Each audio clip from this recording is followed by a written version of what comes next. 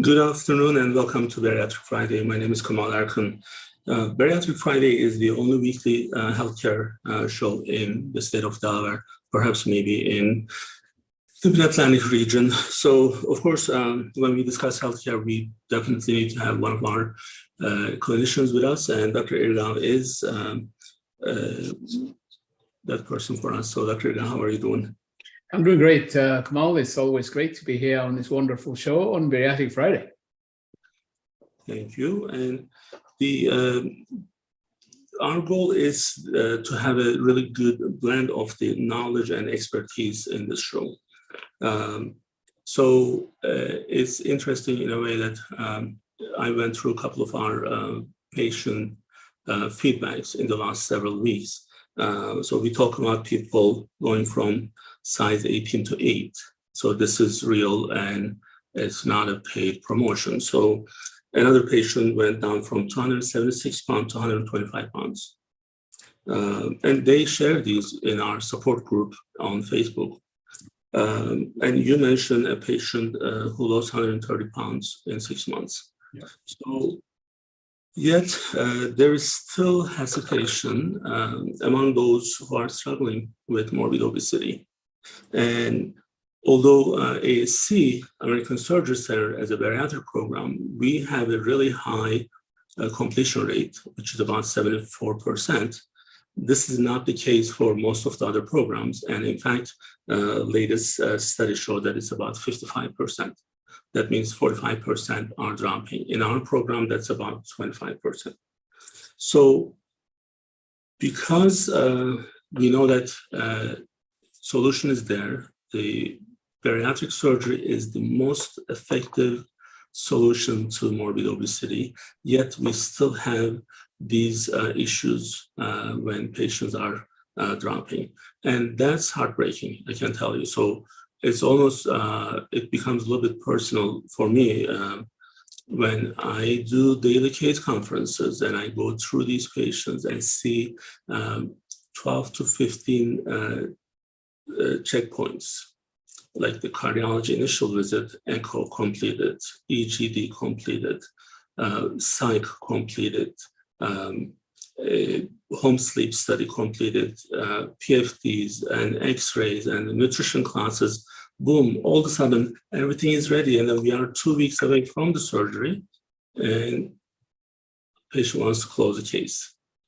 Now, I mean, someone may see that as, well, because it's his business. Yes, of course, like I'm not going to lie to you, it's my business. But what my business is doing is helping others. So when I'm not successful, that means other people are not getting healthier, right? So that's why it's heartbreaking. So, and maybe that's one of the best reasons for me to be in healthcare, because when you do your work really good, then yes, you benefit, you have financial benefits, but you have other benefits to the society, to the community that we live in. So that's why it's always, it's almost like a pleasure to be in healthcare from every different angle. So Dr. Erkan, why do we drop, why do patients drop at the last minute? What happens? So if you can just explain those to us, maybe we can be able to reach out to some others who are at that point so they can understand what's happening with them, and then hopefully we can reach out to more people. Sure. It is a very important question, okay, Kemal, because to begin with, the number of people who are seeking bariatric surgery for the treatment of morbid obesity is actually a minority, right, compared to the people who actually need bariatric surgery. If you look at the prevalence of morbid obesity in our society, it has been increasing, right? It is one of those diseases that have become more prevalent every time we look at the data, year after year, decade after decade, right? And yet, currently, particularly for obesity that has really gone extreme, the best treatment we have is bariatric surgery. And it's also a time in which we have made bariatric surgery really a very, very safe endeavor, right? With the quality programs that we have put in place, and also with the evolution of the surgery itself that has gone from being a surgical procedure that required a big incision for which patients had to be admitted in hospital for several days. Now it's a procedure that is done with very small incisions, and very often, like in our program, it's an outpatient procedure. So you've got the right treatment, you've got a worsening disease, and yet the amount of patients who seek the procedure is very small. And then even after that, once the patients go through the consultation, as you correctly said, not everybody completes the program. Now, having said that, your program, as you know, Kemal, would be the one that should complain the list, because you've got a completion rate which is one of the highest in the country. We were reviewing this data not too long ago with our surgeons, and a completion rate that is close to 75% is unheard in many places. It's usually you see about 50% of the people who go into the program completing, and in the vast majority of programs. Nevertheless, it's important for us to ask these questions because we do want people to get help. Now, the first thing that we have to obviously clarify is that this is a decision that patients have to make for themselves ultimately. What we do is we provide the right information, we provide the guidance, we provide the recommendation, but ultimately it's up to the patients as to whether they want to complete the program or not. And of course, that is a given. The question for us is that, you know, they've gone through the program. It's not that they have resolved the problem, right? The problem is still there, and yet they have not completed it. So what are the barriers? What are the problems? Well, in part, as we've said many times, you and I, there is this huge stigma about seeking treatment when you have morbid obesity. It's not like other diseases, right? You don't feel any type of embarrassment in saying you're going to see the doctor because you have diabetes. You're going to see the doctor because you've got high blood pressure. You're going to see the doctor because you've got cancer, right? On the contrary, people will cheer you up for doing that, right? But when it comes to morbid obesity, somehow will people look at you and say, why were they not able to take care of it themselves? And this stems from the fact that our society still hasn't come to terms fully with the fact that obesity is actually a disease, right? They look at it as a self-inflicted problem that should be solved by the problem in their by the patient in their closet, right? And far from the truth, right? You and I have encountered patients who are so successful in life in many areas, whether it's education, whether it's work. They've set out to accomplish something and they've done it. And yet, when it comes to obesity, they are defeated. They cannot do it. And they cannot do it not because they don't have enough willpower or finances or trainers or guidance. It's because this disease is extremely difficult to tackle. That's why we're resorting to changing the anatomy of the digestive tract in order to combat it effectively. So the stigma associated with morbid obesity still is playing a part. And we see it in our patients as well. How long does it take for a patient to decide to come for a consultation? Well, usually, on average, it takes about 2 years. It doesn't take people 2 years to go to their doctor once they find out that they have diabetes, right? And yet for morbid obesity, that's how long it takes for most people. Now, that is one part. The other part, obviously, is probably a lot of the obstacles that are placed, particularly from insurance companies, so that people don't really have a straightforward path towards bariatric surgery. Yes, there are preparations that are very necessary, that we recommend: education, right? Clearances, all those things, but they could be done in a much more efficient way if there were not too many obstacles placed by some insurance companies as well. So all this really, in my view, conspire to decrease the number of people who ultimately end up having surgery after they see bariatric surgery. Having said that, our program really should be extremely proud for what we do, which is particularly the case conferences and the associated processes that we have put in place, help our patients, guide our patients to the extent that we have increased the completion rate to the levels that we have currently. Absolutely. So I think let's actually talk about the insurance barriers, right? So in the state of Delaware, I think we are lucky that our Medicaid programs are extremely efficient to a point that they are the frontier of these types of coverages, and we don't have any issues with Medicaid. So just like any other insurance, any commercial insurance, Medicaid and managed care organizations, they are covering this, and there is no cost to the patient. So that's a huge plus. There are many of the big insurance companies, they don't have a coverage issue, except that there are some employer self-funded plans under the insurances that they may be, but we don't see that problem anymore. So then I would probably just take the insurance issue, like not necessarily for covering or not covering, but at least making it standard that they all cover. But then if we talk about like what's morbid obesity, is it like the 35 or is it 40 or is it like 30 to 35? So that's a different issue. But in terms of the coverage, I think we are good.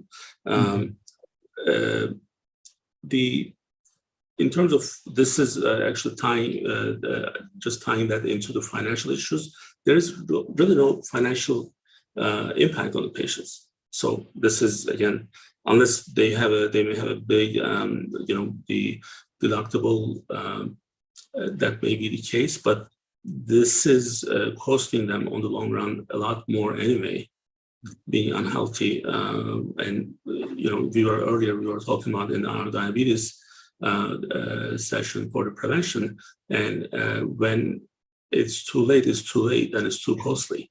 Too late is too costly. Like this is where we are today.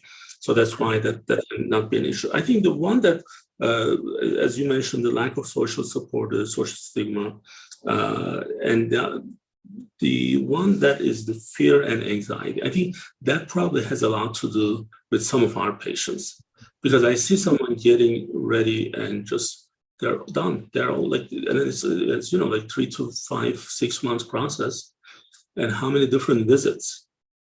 Like just someone who's sometimes lazy to take care of his own health problems. Me, like it took 2 years to get one blood work done, and this patient did 18 different types of equivalent to the blood work, 18 different visits to the specialist, to the radiology, to the home sleep, like, all those things, and then yet at the end they are like, I'm not going to be able to go through. I guess this fear and anxiety is something that we probably need to look at. Is there any way that we can actually address that issue, or is it just like too personal that there's nothing we can do about it? Well, I mean, clearly it's all about the proportions, right? I mean, there is always going to be a fraction of people that will be so anxious about the surgery itself that, they, even at the very end, they will, reschedule. I mean, I always talk about this episode way back when we started bariatric surgery. There was a patient who walked off the operating table.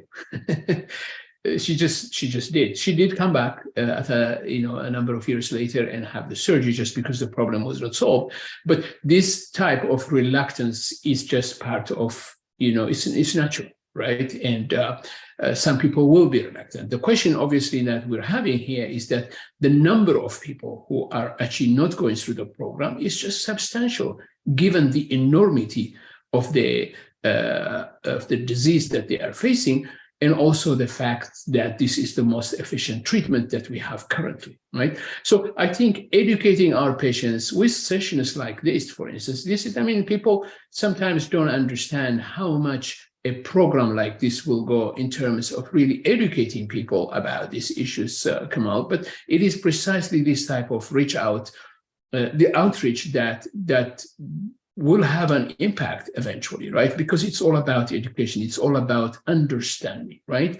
I mean, it would have been, the best situation would have been for the person not to have the problem to begin with. If they were not struggling with morbid obesity, there would be no issue. And if we could manufacture a reality where that was the case, then obviously we would have been a perfect solution. But the reality is not that. The reality is they are struggling with a disease that could potentially be lethal, that is wreaking havoc in their quality of life, And we are saying, look, of all solutions that we've looked at, this is the best solution, and we're providing it in a setup that is very safe, that is has high quality, but it is nevertheless a treatment that has a certain level of invasiveness, and that by itself does carry unknowns, does carry potential for complications, and those are issues that create real anxiety in people's minds. And of course, that it is understandable. But at the end of the day, as healthcare givers, Kemal, we obviously cannot dictate treatments. All we can do is obviously present our case to them and say, look, these are the risks and benefits of this option. These are the risks and benefits of this option. This is what the evidence shows about the benefits. This is what the evidence shows about long-term outcome of staying obese. So we recommend this treatment for you. And we don't say that in a nonchalant way, Kemal. We obviously have a setup whereby we go through their medical issue. We sit in consultation to understand in depth their individual problem. And of course, we involve many other specialists in this process as well. It's not a coincidence that we have a cardiologist, we have a primary care doctor, we have a bariatrician, a nutritionist, and a psychologist in this process. It's because we want to increase also the understanding in the patient's mind that this is a very serious issue that involves so many specialists that are going to support this decision that they are making, right? Now, obviously, we have set up a situation where we have decreased to a really the lowest possible level the potential for complications, right? I talk to my patients, obviously, about the risks of surgery, and I let them know, yes, life-threatening risks are not zero, they are a possibility, but we have placed measures that prevent these risks to a great level so that these risks are actually minimized to the lowest level possible, but it's not zero. And that is an understanding that they have. And when I present that, I also present the risks of staying obese. But very often, the risks of surgery are more immediate in their mind. The risks of obesity are more of a long-term issue, right? And the human mind cannot equate these two, and that's why many people have anxiety and fear about bariatric surgery, and then they don't go. But what we discover, as you perfectly know, Kemal, because you have the data in your hand, is that many patients who have dropped out this year will be coming back next year or will be coming the next day, right? So what they have done is they have prolonged their suffering with obesity. And the flip side of that is when you ask patients what they regret about surgery after they've lost the weight, after they become healthy, and they will tell you, my only regret is not having done this 5 years ago or 10 years ago or 15 years ago. Absolutely. Now, last 12 months, about 400 cases we did at the American Surgery Center. So 398 patients out of 400 went home 6 to 8 hours after their surgery. Do you think that would help with some of the anxiety and fear? Yes, definitely. It's like they go home on the same day. And then those two patients who stayed, not because of the medical issues, they had some caregiver issues, so they asked to stay. So that's a really good, comfortable number, right? So if I know that I'm getting colonoscopy, right? So that we know that we are going to be out. This is I'm not saying that this is like colonoscopy, but it's the same day procedure. So you go home. Like, I'm actually looking at one of the bariatric support group comments that had my surgery yesterday, got there just before 7 a.m., left at 4 p.m.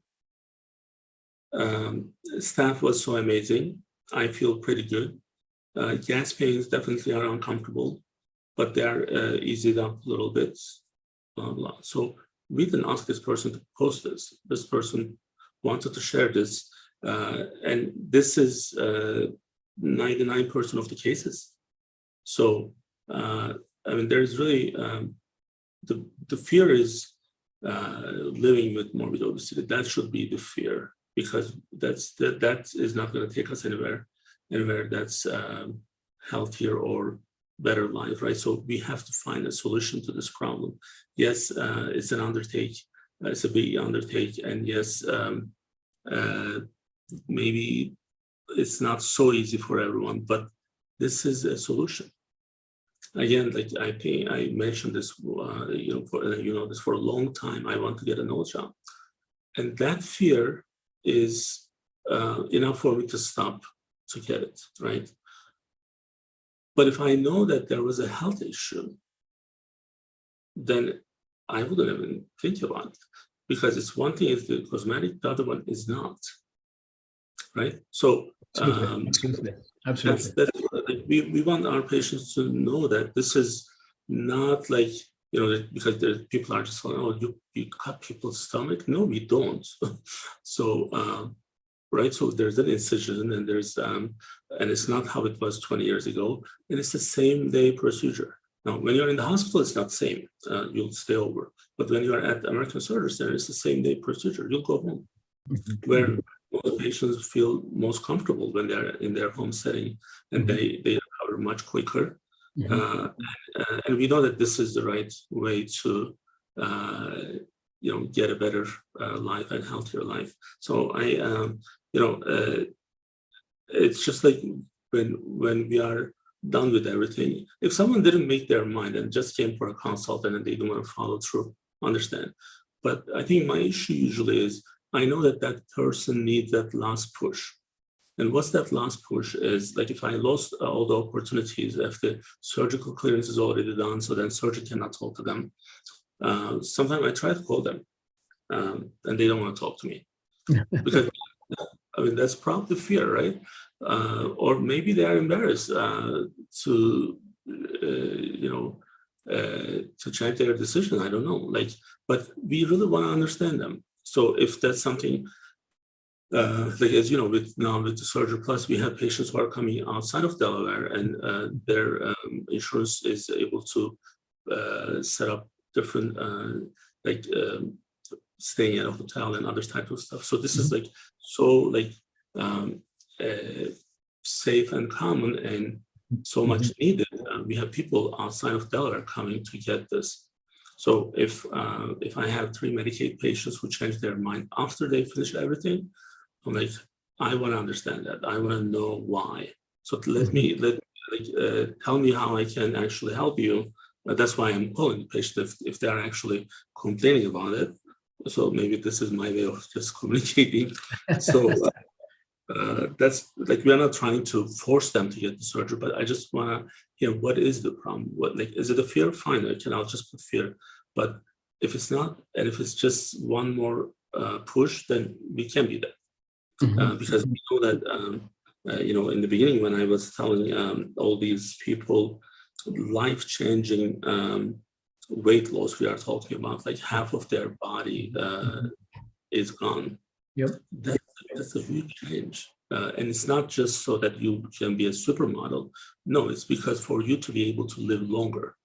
And this is why we are here every week. And on top of our other, clinical events, we want to put this out there and then talk to the patients, make sure that patients can hear us. So hopefully we can reach out to more people with this and get to the, one other thing that you mentioned, Dr. Erkan, every time they stop the process and then they come back 12, 18 months later, they are 99% of the time they're heavier than where they left. No question. That's the other problem. So we don't want you to gain more weight because once you are at over 40 BMI, life is hard. It is. So it is. There's really, there are some miracles, but it's tough to, either you are going to maintain that or you are going to be gaining more. Yeah. So, of all the factors that we know that are involved in encouraging weight gain, obesity itself is one of them. In other words, once you reach a certain level of obesity, that becomes a fertile platform for further weight gain, right? So it adds more impetus to weight gain. So as you said, people who are at a body mass index greater than 40 at some point, and you see them, 12 months, 18 months, 2 years later, invariably the weight will be higher, not necessarily because they are not doing as much as they could. It's because it's very, very hard. At that stage, it's not a question of losing weight. It's a question of maintaining even what you have. So invariably, when patients return for a second consultation, as you said, the weight will be much, much higher than it was. Absolutely. All right. Well, Dr. Kemal, thank you so much for joining us. We'll be back next week with another topic. Trying to bring you more data, new data. There are a lot of good stuff are happening. Us being at the point where we are at almost 75% completion rate is amazing, and we are extremely proud of that number.